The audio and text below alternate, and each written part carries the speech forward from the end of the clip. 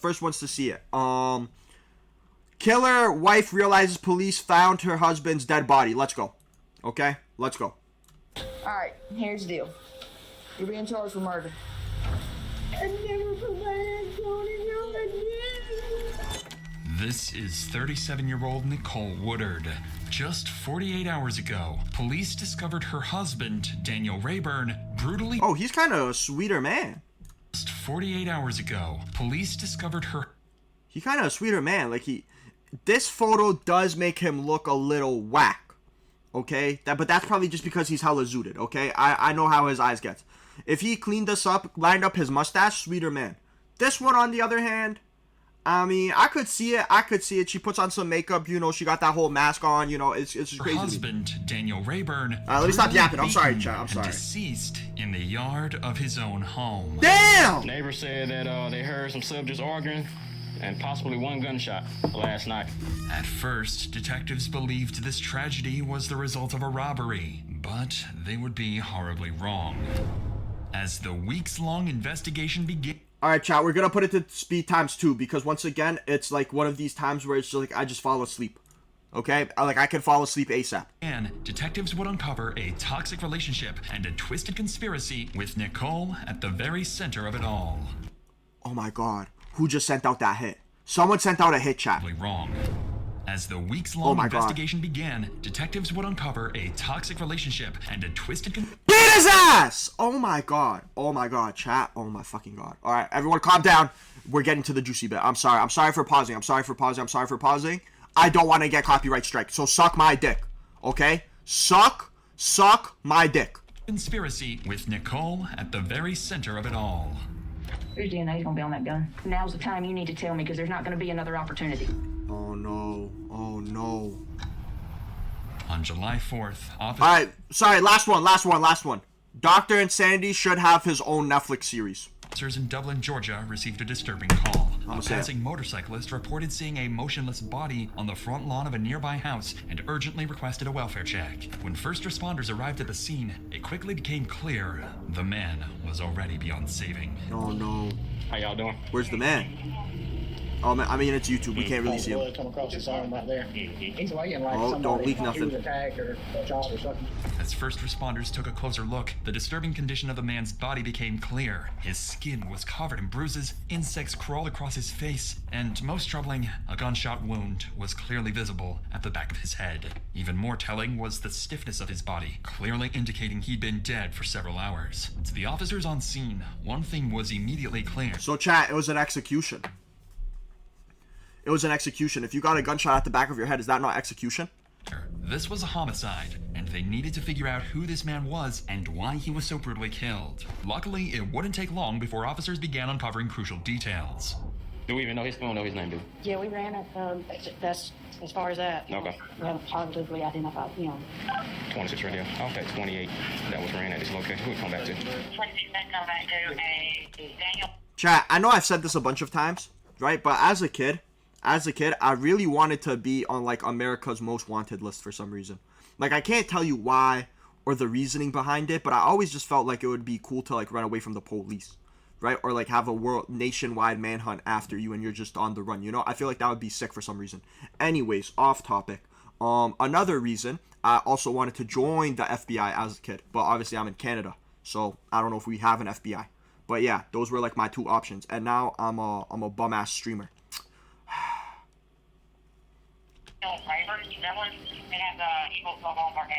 The victim was quickly identified as Daniel Rayburn, a 40-year-old father and the homeowner himself. With this in mind, officers would approach Daniel's neighbors, who would reveal information that would prove crucial to solving this case later on. Oh, so sorry. Have y'all been home all day? Been to the grocery store. Have y'all heard anything over there? No. Oh, she's sipping. Does he live by himself, or do you know? A lady lives there. There's a man deceased in her yard. He what? Yeah, he's dead right there. In her yard? Yeah. Oh, my. Is he black? Daughter said last night. Last night? He said, who you calling her? Call me another one. She said, Mom, it went firecrackers. She said, it was a gun. Come here. You see his body? Oh, talking about right here near the court? Yeah. Oh, wow. So, I'm sorry, is that not allowed? Can the cop just not say, like, oh, you can't see his body? Like, I swear that's not allowed. Yeah, with him. I mean, she can't. That's the same lady that came. Unfortunately, her name is Nicole. Sorry, let me take these glasses off so I can see better. She's younger than us. Look at me, So, chat. 43, So she might be in gorgeous. her early 30s, early to mid 30s. Oh, who found him? Some passerbys just come by. He's been there for a while. Later across the road, heard some arguments over here, and about 1 a.m. heard one shot. There's supposed to be a female that resides here by the name of Nicole.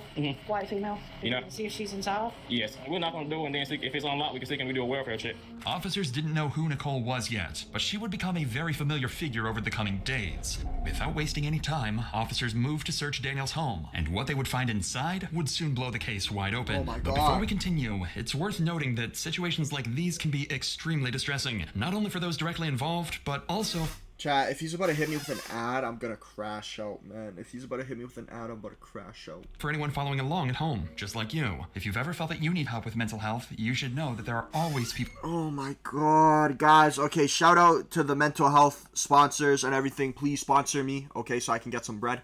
Yeah, no, I'm sorry. Unlucky.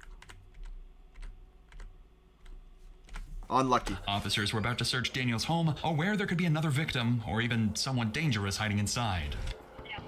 There's the door locked. Hold on. Police department. Police car. Police department. What the fuck is this plus 500 at the top? Is that the kill cam? Is that the scoreboard? All right, so female's gone. You got a female name? All we know is it's a white female by the name of Nicole. Yes. Right here. Probably the whitest female name out Fortunately there. for officers, the house turned out to be empty, with no visible signs of violence or struggle inside. However, they did uncover one crucial clue, a letter revealing Nicole's full identity, Brenda Lee Nicole Woodard, Daniel's wife. This discovery immediately opened up new leads for investigators, but officers were about to catch another clue. One of the paramedics on the scene would recall encountering a woman with the exact same name just hours earlier. What y'all know about it? I don't think the neighbor's saying that they heard subjects arguing last night and a possible one gunshot. Hey, see what you Yeah, they said it's supposed to be a white female staying with them. First name by Nicole. We went in and cleared it. Nobody ain't in there, but it's a letter in there with her name on a piece of paper with Nicole Woodard on it. That name, we just picked up a person at Applebee's with the same name, 37 years old. Had a seizure, was throwing up. According to the paramedic, 37-year-old Brandelee Nicole Woodard had been working at a nearby Applebee's when she suffered a seizure and was rushed to the ER earlier that day. To detectives, this timing Damn! felt a little too convenient. Nicole's medical emergency occurred just hours after Daniel's brutal murder, potentially giving her an alibi to distance herself from the crime. If this was, in fact, Nicole's plan, it wouldn't work out very well. Officers were now able to easily locate her at the hospital and question her regarding the actions leading up to Daniel's death. Since her injuries were minor, she was quickly transferred to the station for questioning. Oh my god, she's stressing. Oh my god, she's stressing. Injuries were chat. minor, she was quickly transferred to the station for Look questioning. at that. Hands on head. Oh, she's like, I fucked up. Did he have any friends that came over to visit? Once in a blue moon, we'd go over and hang out with Tim and Sylvia, but we hadn't seen them in a couple of months. She's Other stressing. than that, She's stressing. you can't tell me anything else that you might know? I mean, It's clipped. It's clipped. because he was out in the yard, when he was found in the yard this afternoon, before he called, about the time after they called you. He was found out in the yard. Nobody called me. I mean, how did they get in contact with you? The officer showed up at the hospital. Well, I I'm was at the saying, hospital. you got in contact with you at the hospital. Oh, Okay, so other than that, you hadn't seen him none before that. I hadn't seen him at all today. Even though Nicole insisted she had no idea what happened to Daniel that night, her demeanor told the detective a different story. Her shaky voice and uneven answers indicated extreme nervousness. She seemed on edge, uncomfortable, and far from natural. These subtle cues could mean one of two things. Either Nicole was genuinely shocked to learn that Daniel was killed, or she was hiding something. This detective strongly suspected the latter and intended to find out exactly what Nicole was holding back. And you don't know anybody that might have been, he'd had problems with, or giving him problems, anything like that? No, how was he on the job? I mean, he had problems on the job, anything like that? That you know of? I mean, we don't know if anybody actually done anything to him, or whether he might have just failed and passed out, or whatever. That's why I asked you, how much did he drink last night? I don't know. Well, you said you drank a bottle. I was drinking last What was night. he drinking? He was drinking beer, sir. Has he ever drunk alcohol to the point where he would fall out? Yes, I told you. But he hadn't drank like that since. I mean, he might drink 2 or 3. Well, that's all. That's it. You know, is there anything that you tell him? According to Nicole, She's panicking. she and Daniel had been drinking the night before when a verbal argument escalated into a physical altercation. However, she still insisted that he was alive and well when she left. Ultimately, detectives weren't able to get any useful information from Nicole and had no choice but to let her go. However, unbeknownst to Nicole, this was only the beginning of a very long week. Back at the crime scene, officers continued collecting evidence to determine who had been at the home at around 1 a.m. Now, with a search warrant in hand, officers moved into Daniel's home. So, chat, is she allowed back into her house? Like, after they let her go, like, is she allowed to go back into the home, or is she, like, meant to just, like, because she was at the hospital, right? Like, did they send her ass back to the hospital or Hoping back it in would the hold house? the evidence they desperately needed. Man, lock this door back. I know the pastor out there, Danny, them, he said he's been counseling them. I guess they've been. Oh, they couldn't have a problem, of course. She said that he told us everything we do. Looks like she cleared her stuff out. Yeah, I ain't seen no female stuff in there. They got listed as leggings. Even though it was in here. Well, it's got listed as But either way, shorts and capris, she said leggings, comfort fits, pants. Looks like the place ain't tore, ain't no blood nowhere. Stuff out there. Unfortunately for officers, no evidence was found inside the home. With that in mind, officers expanded their search to the property outside, and that's when they made a critical discovery. Shell casing? What'd they find? Shell casing. Calling it right now, shell casing. Hey, cool. Does that fit the tread? Yeah, not early. A dreadlock? A severed dreadlock was found just feet away from where Daniel was killed. The hair clearly didn't match Daniel or Nicole's hair type, confirming that someone else beside. Oh, shit! Oh, shit! Imagine, oh my god, imagine you're like, you know, you're doing the crime and a dreadlock falls off and that's how they get your ass. Nicole Oh my was God. present that night. Detectives now needed to identify who this unknown person was and figure out if Nicole might know who he is. But while detectives were finishing up their search at Daniel's home, his family arrived at the scene and officers had to break the tragic news. Wow, wow, wow. How's it go? Can I help y'all with something? Yeah, this is my son. Hey, Mr. Dan. How's it going? Go. You doing all right? Yeah, I remember you, but I can't remember your name right now. Matthew, all right. We had pacifier, see somebody laying down, and they called me out here, and that's when I seen him. Was he married or anything? He was living with a woman. What was that woman's name? He's in the cold water. What to call Poison Beach. Excuse me. Damn. Although the family's comments about Nicole were somewhat vague, one thing became clear. Daniel and Nicole likely had a deeply troubled relationship, but suspicions alone weren't enough, and See, chat, like, that's the one bad thing about the job. Like, imagine you have to break to a parent that, like, your kid's dead. Right? Like, imagine how heartbreaking that is, man. Like you physically see people, like, break down. officers needed solid evidence if they were going to identify Daniel's killer. Before wrapping up for the day, investigators would review surveillance footage from the neighbors across the street and spotted Nicole leaving in her dad's car earlier that morning. Additionally, when police analyzed Nicole's phone records, they discovered that she had placed a call shortly before Daniel's murder. With suspicions now shit. firmly centered on Nicole, investigators began questioning her acquaintances to find out what they knew about her troubled, deteriorating relationship with Daniel and potential involvement in his death. That's when they first heard the name Misty Edge, a friend of Nicole's who, as it turned out, had received a visit from her just hours after the murder.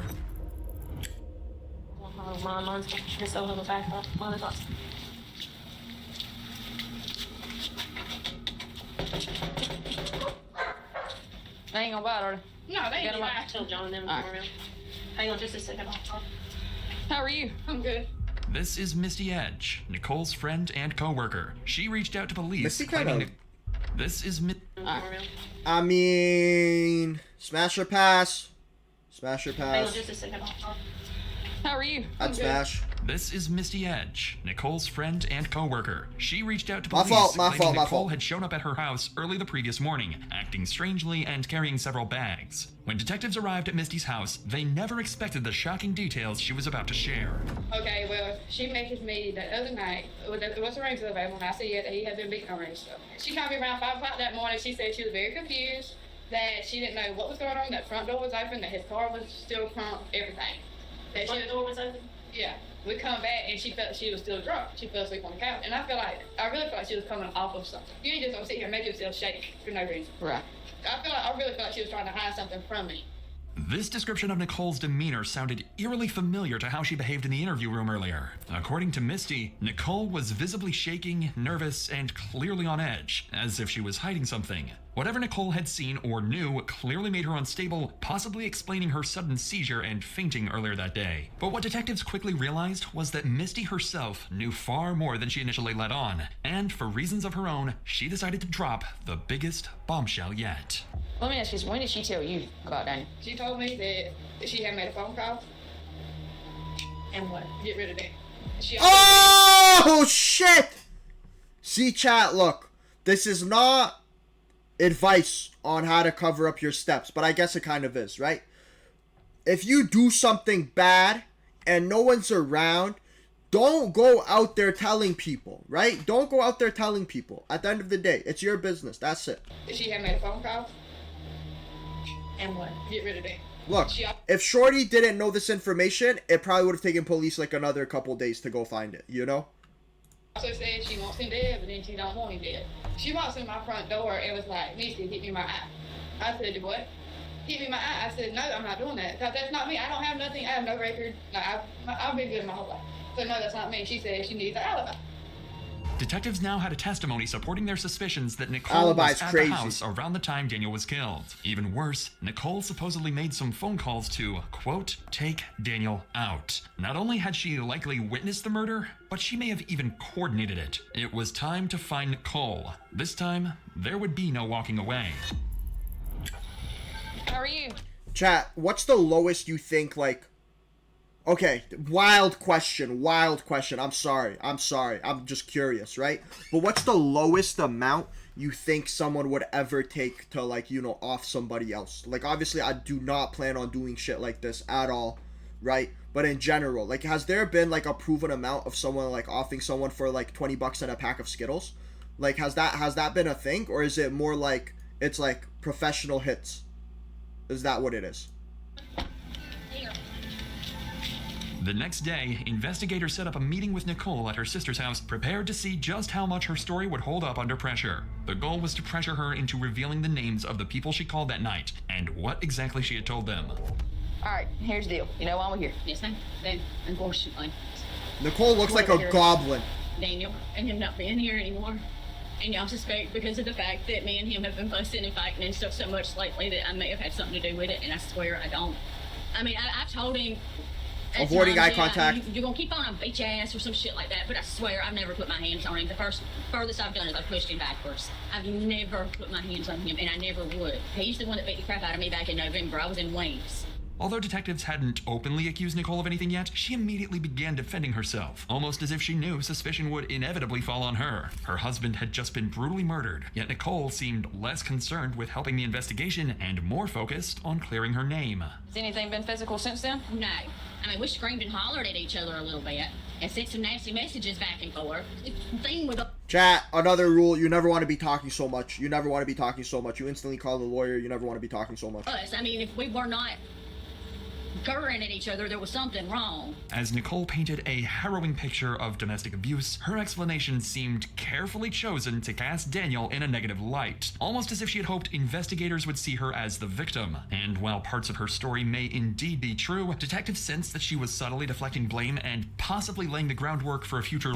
People who play the victim actually piss me the fuck off. Like, they actually piss me the fuck off. Like, they know they did something wrong, then they play the victim, and then they make you feel like shit. Like, nah, man, nah. Like, I'm ready to swing on people like this. Legal defense. But investigators would see right through this tactic, and it only made them push harder to uncover what Nicole was really hiding.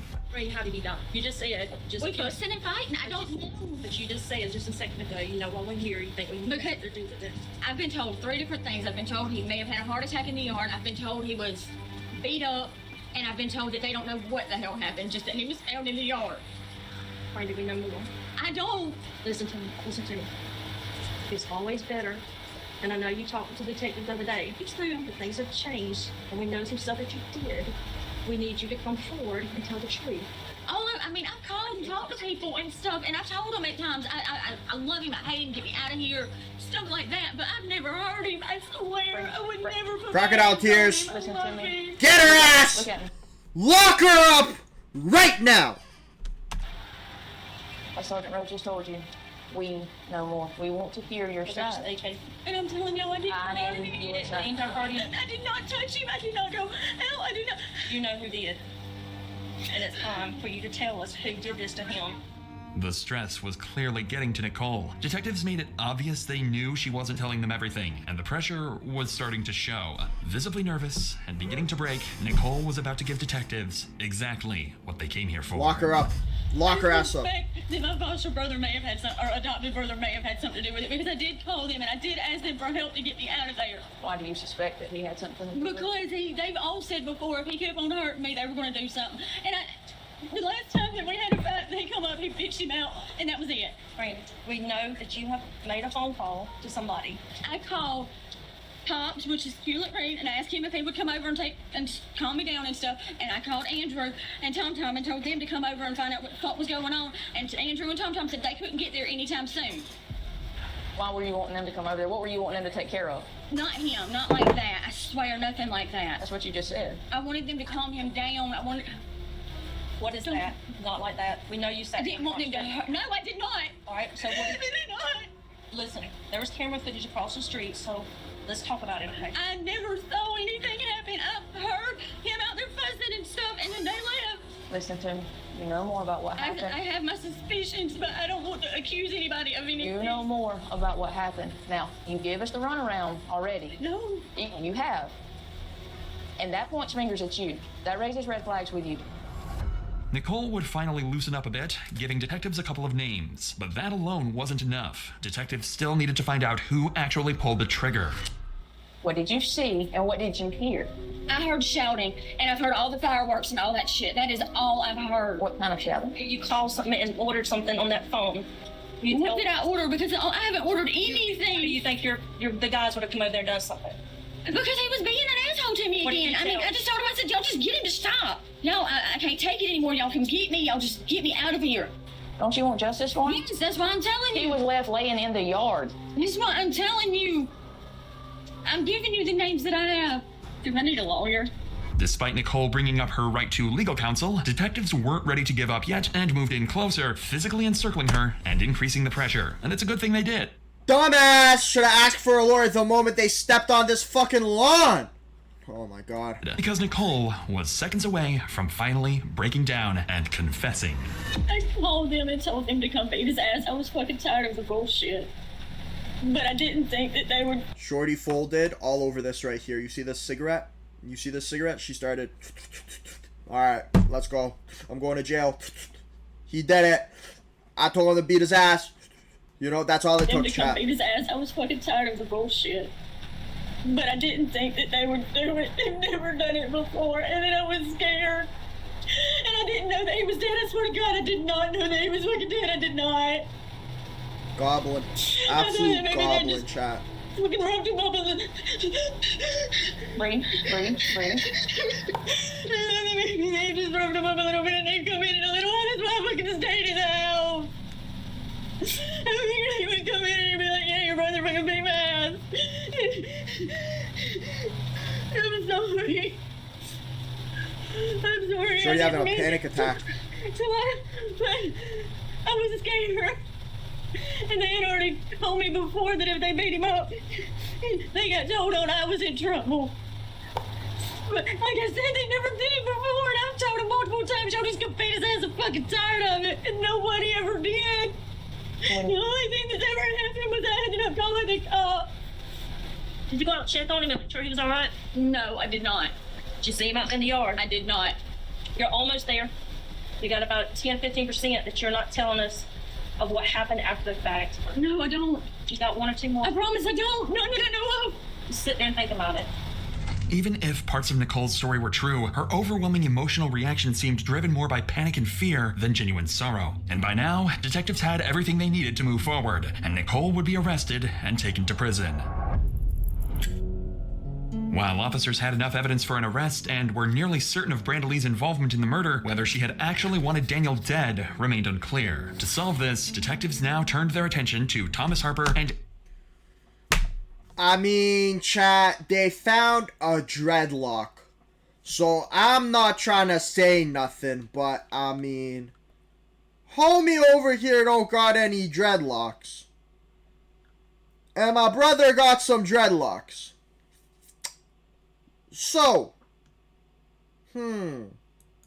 Andrew Huber, the two men Nicole claimed carried out the attack. Fortunately, locating them didn't take long, and due to their high likelihood of involvement, both men would be arrested immediately and questioned the very next day. During their arrest, police discovered a piece of clothing with bloodstains at Andrew Huber's residence. After running a DNA test, this would prove to be Daniel's blood, confirming that Andrew was present that night, and he would be charged with murder. Still, there was one person left, and a final nail in the coffin for Nicole, her adopted brother, Thomas Harper. During his arrest, officers discovered a handgun along with 4 spent casings directly matching the bullet fired into Daniel's head. On top of that, the dreadlock found at the crime scene would turn out to be a direct match to Thomas himself. Neither Andrew nor Thomas ever claimed Nicole was outside during the fight. However, police could confirm that Nicole had seen Daniel leave and heard gunshots, yet she never checked on him and never called 911. Instead, she simply walked away, choosing to protect Andrew and Thomas. This, paired with Misty's disturbing witness statement and the phone logs confirming the timeline, was more than enough evidence for police. Rest in Nicole peace, may not have Daniel. pulled the trigger herself, but she set it all into motion, and because of her actions, Daniel was killed. In the end, justice caught up with all 3. Andrew Huber was convicted of felony murder and sentenced to life in prison without the possibility of parole. Nicole and Thomas Harper both pleaded guilty to voluntary manslaughter, likely receiving sentences ranging anywhere from 10 to 20 years in prison for their roles in Daniel's brutal death. So how come homie got 20 and the other guy got life? That makes no sense. Shouldn't all of them get life? I mean, chat, look, if you're in a toxic relationship, right, just get out of it. It's better to get out of it sooner or later, okay? And then secondly, you always got to be careful who you're getting into, like, bed with, you know? Because you never know these days, man. Like, that's my biggest fear, right? Like, that's literally my biggest fear of, you know, the person that you're supposed to call, like, the person that you're supposed to love ends up being the one who kills you, right? All right.